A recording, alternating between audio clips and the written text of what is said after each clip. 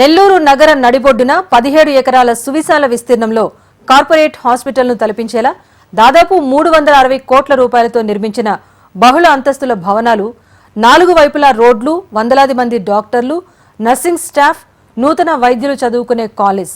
ఆ కేంద్రం ఇప్పుడు నిర్లక్ష్యం నీడలో కొనసాగుతోంది. నిర్వహణ వైఫల్యాలు ఆ వైద్యశాలకు శాపంగా మారాయి.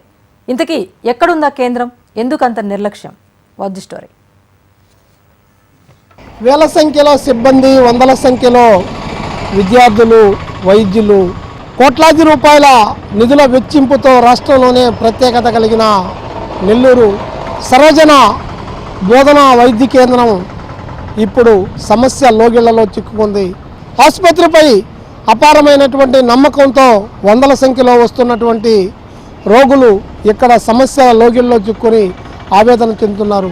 ఇక్కడ ఉన్నటువంటి రోగుల పరిస్థితి ఏంటో మనం ఒకసారి పరిశీలన చేద్దాం.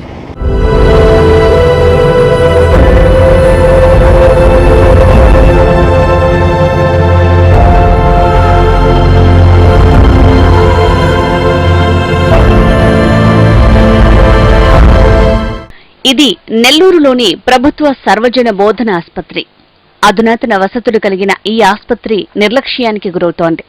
నిర్వహణ వైఫల్యాలకు, పాలకుల అలసత్వానికి నిలువెత్తు నిదర్శనంగా మారుతోంది. నిరుపేదలు, సామాన్యుల ఆరోగ్య భద్రతకు ఆసరాగా నిలవాల్సిన ఈ ఆసుపత్రి ఇప్పుడు నిర్వహణ లోపాలతో కొట్టుమిట్టాడుతోంది.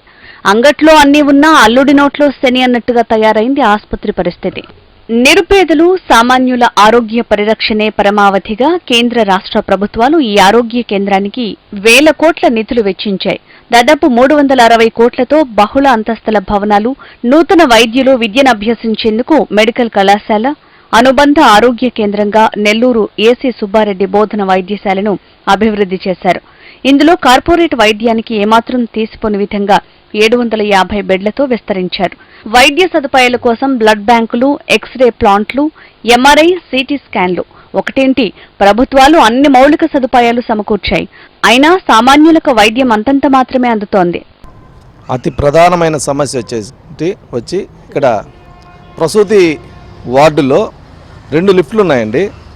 2 లిఫ్ట్లు పనిచేయడం లేదు. నిన్న కూడా ఫేస్బుక్లో కూడా ఒక వ్యక్తి పెట్టడం జరిగింది. ఈ విధంగా ప్రసూతి వార్డులో లిఫ్ట్ పనిచేయడం లేదని చెప్పనేసి పెట్టడం జరిగింది. దాన్ని మేము చూసి ఈరోజు ఇక్కడికి వచ్చి ఈ విధంగా గర్భిణీ స్త్రీలు లిఫ్ట్ లేకపోతే నిండు గర్భిణి మెట్లపై నుంచి నడిచి ఆ వార్డులో చేరుకోవాలంటే ఎంతో ఇబ్బందికరమైన పరిస్థితి. కాబట్టి వెంటనే లిఫ్ట్ని రిపేర్ చేసి ఈ గర్భిణీ స్త్రీలకి కొద్దిగా న్యాయం చేయండి అని చెప్పని సూపరింటెండెంట్ గారిని కలవడం జరిగింది. రోగుల సేవలకు బ్లడ్ బ్యాంక్ ఏర్పాటు చేసిన కొన్ని ప్రాథమిక వైద్య పరీక్షలు చేయటాన్ని అధికారులు విస్మరించారు.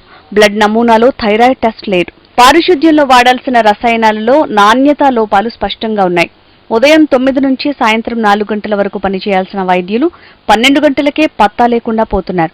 దీంతో దూర ప్రాంతాల నుంచి వచ్చి తాము టెస్టులు పూర్తి చేసుకుని మళ్లీ మరో రోజు నిరీక్షించాల్సి వస్తోందంటున్నారు.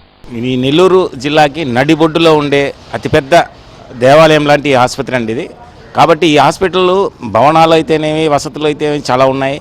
ఈ మధ్యకాలంలో పరికరాలు కూడా తీసుకోవాలి. కానీ దాన్ని నిర్వర్తించేటువంటి స్టాఫ్ అంటే సిబ్బంది లేదు. ఆ సిబ్బంది కొరత ఉంది. ఆ సిబ్బంది కొరతను కానీ పూర్తి చేయగలిగితే ఈ హాస్పిటల్ నందు అన్ని విధాల ముందుకెళ్తుందని నా ఉద్దేశం. ప్రధాన వైద్య విభాగాలతో పాటు వార్డుల్లోనూ లైట్లు వెలగవు. 4 అంతస్తుల భవన సదుపాయాలు కలిగిన జీజీహెచ్లో లిఫ్టులు పనిచేయవు. ప్రత్యేకించి ప్రసూతి కేంద్రాల్లో పరిస్థితి మరీ దారుణం. బాలింతలు, గర్భిణులు, చిన్నారులు మెట్ల మార్గంలో 4 ఫ్లోర్లు వెళ్లాలంటే కష్టంగా ఉంది. ఆపరేషన్ థియేటర్ సహా మెడికల్ సెంటర్లో, పాలనా విభాగాల్లో, ఇతర విభాగాల్లోనూ ఏసీలు పనిచేయవు. ఫ్యాన్లు లేవు. ఆపరేషన్ల సమయంలో విద్యుత్ అంతరాయం ఏర్పడితే తీవ్ర ఇబ్బందులు ఎదుర్కోవాల్సిన పరిస్థితి నెలకొంది. కొన్నిసార్లు రోగుల ప్రాణాలు హరీమంటున్నాయి. నెల్లూరు జీజీహెచ్లో నెలకొన్న నిర్వహణ వైఫల్యాలను సరిదిద్దుతామంటున్నారు ఆసుపత్రి సూపరింటెండెంట్ డాక్టర్ సిద్ధనాయక్. మెయిన్గా మనకి జాన్సన్ అనే కంపెనీ వాళ్ళు మనకి ఇక్కడ ఇచ్చారు. లిఫ్ట్లు మనకు ఉండేటటువంటి 10 లిఫ్ట్లు ఉన్నాయి. 10 లిఫ్ట్లు ఎప్పుడంటే 2014 ఆ మధ్యకాలంలో కన్స్ట్రక్షన్ జరిగినప్పుడు ఇచ్చారు. ఇచ్చిన తర్వాత దానికి మెయింటెనెన్స్ ఉండేది. ఆ మెయింటెనెన్స్ ఈ మధ్యలో వాళ్ళు ఏపీఎంఐడిసి వాళ్ళు ఆ మెయింటెనెన్స్ వాళ్ళు చేస్తారు. Engineers, APMIDC engineers. అది ఏమైందంటే ఇప్పుడు మన దగ్గర ఉండేటటువంటి ఎంఓయూ ఉంది కదా, ఆ ఎంఓయూలో వాళ్ళకి కొంచెం బకాయిలు కట్టాల్సి వస్తుంది, డబ్బులు కట్టాల్సి వస్తుంది ఎంఓయూ. ఎమర్జెన్సీ బేసిస్ పైన మెటర్నిటీలో ఒక లిఫ్ట్ పనిచేస్తుంది, ఇక్కడ ఐపీలో కూడా 2 లిఫ్ట్లు పనిచేస్తున్నాయి. ఇవి ఈ వారం నెక్స్ట్ వీక్లో ఇవి సెట్ అయిపోతాయి. అందులో ఈ 10 లిఫ్ట్లు ఇక్కడ అవసరం లేదు కాబట్టి ఇక్కడ ఒక 2 అక్కడ ఒక 2 రెగ్యులర్గా వర్క్ చేయడానికి మేము ప్లాన్ చేస్తున్నాము. పెద్ద ఆసుపత్రిగా పేరొంది అభాసపాలవుతున్న నెల్లూరు జీజీహెచ్ గురించి పాలకులు, ఉన్నతాధికారులు పట్టించుకోవాలని, రోగులకు మరిన్ని మెరుగైన సేవలు అందించాలని ఆశిద్దాం. బోధనా సిబ్బంది అందరూ ఉన్నా కానీ, వైద్యులు ఉన్నా కానీ రోగులకు సేవలు అందించడంలో ఈ ప్రధాన వైద్య కేంద్రం సమస్యల లోగిళ్లలో కొట్టిమిట్లాడుతుందని చెప్పక తప్పదు.